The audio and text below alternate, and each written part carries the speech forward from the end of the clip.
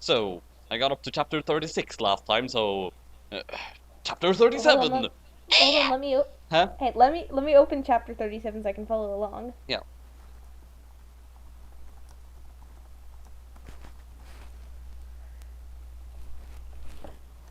Okay, proceed. Okay, chapter 37. And okay, everybody in going on vacation on the 1st of July, so we either gonna end the fic or update it in next week's. Ah, ending the story soon. How wonderful that sounds. Up, that it in what in? Did you say in next weeks? It's just in weeks. Oh, right. So, going to do that It's so entire tempting. It's so sentence. tempting. Going to do that Yeah. entire sentence over again. Okay, everybody, I'm going on vacation on the 1st of July, so I'm either gonna end the fic or update it in weeks. Thanks! 1. Oh yeah, and people. Oh yeah, and prep stop flaming sauce story. 11. Raven, thanks for the help. See a girl after the vacation. 11. Like, lately I've been trying to make that voice also sound extremely depressed, because like, I feel like like all the flaming would be really getting to her by now, but I don't really feel like I got that there, but whatever.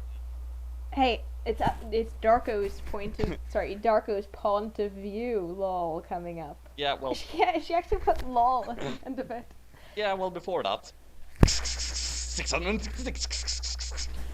The question is, what does Darko's inner voice sound like? Because we know Ebony's inner voice sounds like, a squeaky male voice.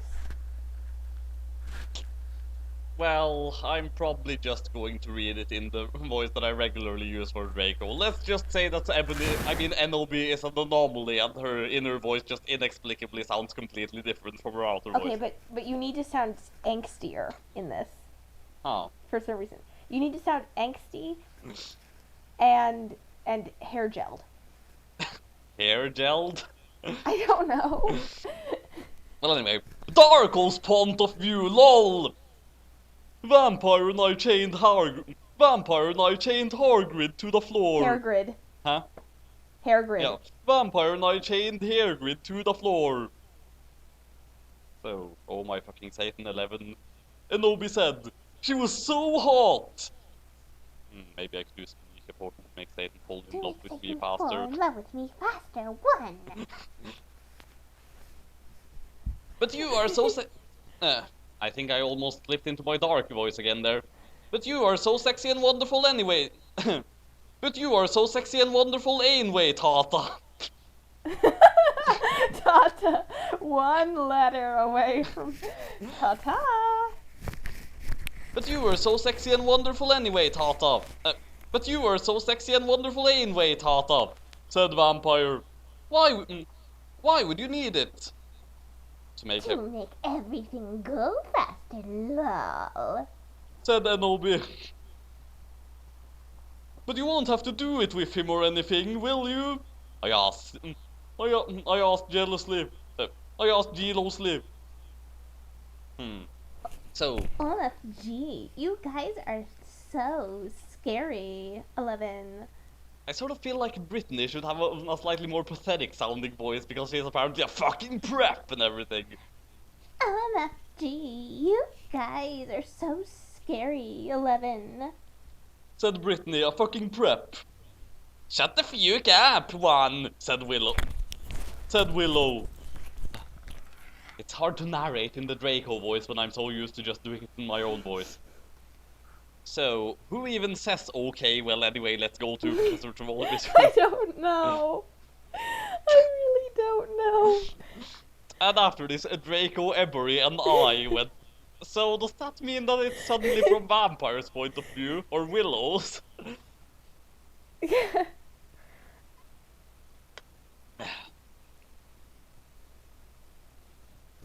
Actually, how about we just assume that someone completely unrelated said it? Like Dumbledore or something. Hey, wait. No. Draco, Ebery, and I. So that would be Draco, Ebery, and Darko. Ah, right. Well, why did we just assume that someone completely unrelated said this? Let's go to Travolta's room thing. Like Seamus Finnegan, who's apparently, or Seamus. I can't determine how it's pronounced, but You know how she said that he and Lavender Brown were in this story, but they never actually show up. So maybe it was one of them talking from behind the camera. Well, I kind of don't have a voice for him, and that kind of wouldn't make sense. I was thinking just randomly have it be Dumbledore for no reason. Okay. Okay, well anyway, let's go to Professor Trelawney's room. Okay, I just randomly started laughing there at the very end. Okay, well Yeah. anyway, let's go to Professor Trelawney's room.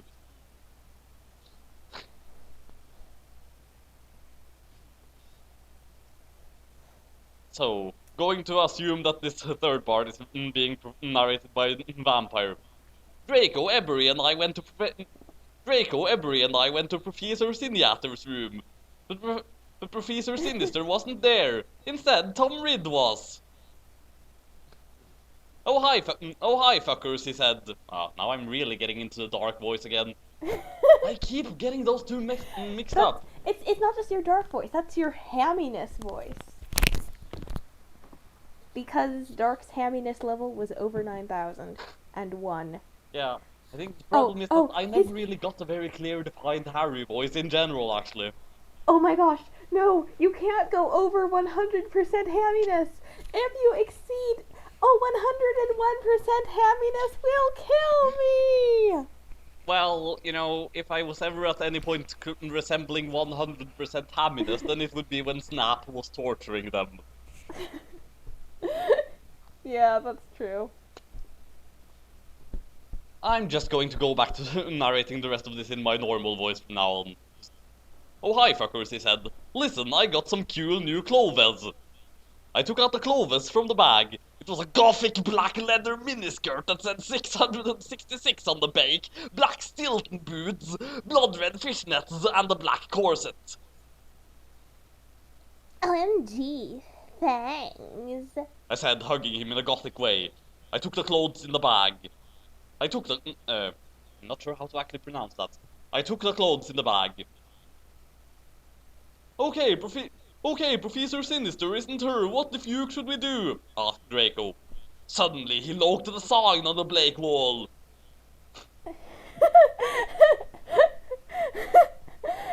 That's Cavian. That's not as bad as what happens later, but as Cavian. Yeah, oh my fucking Satan one. I screamed as I read it. On it said, everyone, Professor Sinister is away. She is too gothic, she is in Azkaban now. Classes shall be taught by Dumbledore, Chris Bake, and he shall not be principal for now. Dubledork. Huh? Dubledork. Classes shall be taught by Dumbledore, Chris Bake, but he shall not be principal for now. Sincerely, Professor Rumbridge. OMFG 111. I shouted angrily. How could they do that, 11? Oh wait, I said it wrong. I shouted angrily. Suddenly, How could they do... Oh, sorry. Suddenly Dumbledore came. What the hell? What the hell are you doing in my office? One! He began to shoot angrily. Pew, pew, pew. Suddenly I saw Morty McFly's black Tim machine 111. I jumped seductively into it, leaving Draco and Vampire. Suddenly I was back in Tim 11. I looked around. It was Professor Slutborn's F-Face. Seriously, that misspelling, what the hell? I sneaked around. Suddenly I saw the amnesia potion on his desk. It was Blake with blood red pentagrams in it. Seriously? You just have to make the amnesia portion as gothic or gothic as possible. Mm. Oh, and it had pentagrams in it, but Well, just at the moment there is someone standing right outside the room right now, so suddenly I feel extremely nervous about reading. oh no. I suppose I'm really overreacting, but yeah, anyway. It was It was the shape of a cross! yeah. Which is of course the word that she is never going to pronounce. I mean, read. Right after saying it had pentagrams in it. Wow, good job with consistency there, Ebony. Of course, Good I job. also said that comment wrong. I mean, which is of course the word that she was never going to spell. I mean, she doesn't pronounce the story. I mean, she just writes it. But she did spell it. Back when she first said she was never going to, she said, "There's no way I'm writing that." CROSS. Oh wait, she's not writing it. She's typing it. So technically, she has never written the word cross. She's only typed it and spelled it. Brilliant! Anyway, I put it in my pocket. Suddenly the door opened. It was... Professor Slutgorn! 11. OMG, what are you doing, Fuker? He shooted angrily. I don't... Run on sentence. Excuse me, I gotta just drink some water for a second there. OMG, what are you doing, Fuker? He shooted OMG, what the OMG, what are you doing, Fuker? He shooted angrily. OMG, what are you doing, you Fuker? He shooted angrily. I don't know. No, you said you. Huh?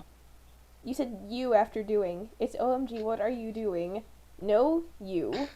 Yeah, well, I'm almost feeling like if I actually try to pronounce this correctly, then we'll be just stuck on this one line all day. But anyway, going to try again. OMG, what are you doing, Fuker? He shooted angrily. I don't know. What the fuck are you doing? I shouted angrily! Excellent, that was perfect. And you said finally. So who the hell is going to say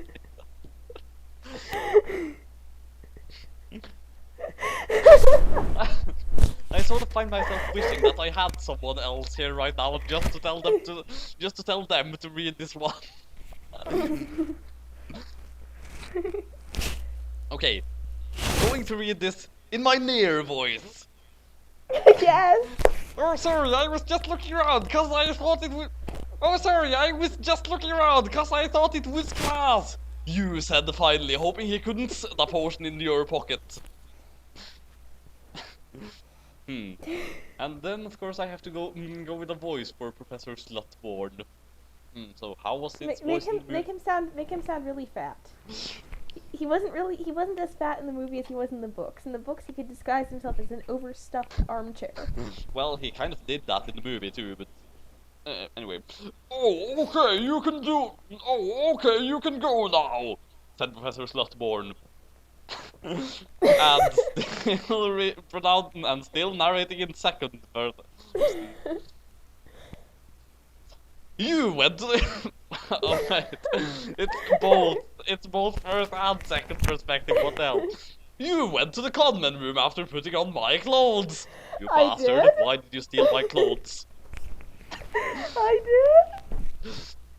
I'm so sorry. I didn't know they were yours. I thought I was in Hot Topic. Buying clothes. Yeah, this really makes it a lot easier to comment on the story. Suddenly I'm now wondering, what the hell am I actually going to put after the chapter here? Because it's like the way things are looking now, we've probably got more post-chapter commentary stuff recorded than we have actual dialogue and narration. I don't know, maybe... I know it would break pattern, but maybe you could post, you could post chapter 37 and then just put up a graphic and chapter 37 uncut as well, for those that care. Well, I think the biggest problem with that would be the fact that it would take too long to do the lip syncing for all of it. Maybe I could just upload a sound file. You wouldn't need to do the lip syncing. I'm just saying put up a graphic or something that summarized the chapter, and put up an uncut version, kind of like what Plant Face Man does. Well, that's an idea, I suppose. Because, to be honest, a lot of people... Kijo has told me especially he loves the commentary at the end. Yeah, I think he mentioned that in one of his comments on the videos too. And I just said that, well, yeah, I don't always have them, but there's going to be one in the next chapter. Of course, that was the one where you were freaking about turning gothic. Yes. But yeah, I think we can post this chapter and then maybe post this uncut with just a graphic to summarize the chapter. Possibly a, motivational poster. Or, like, I sort of want to. I sort of wish I could like just put like a quote from the novel "How Not to Write a Novel" thing, which is one book that I got a while back, which is kind of hilarious, really, and just to point out one of the many ways this story completely fails. Where would you even start, though? Yeah, that's a good point.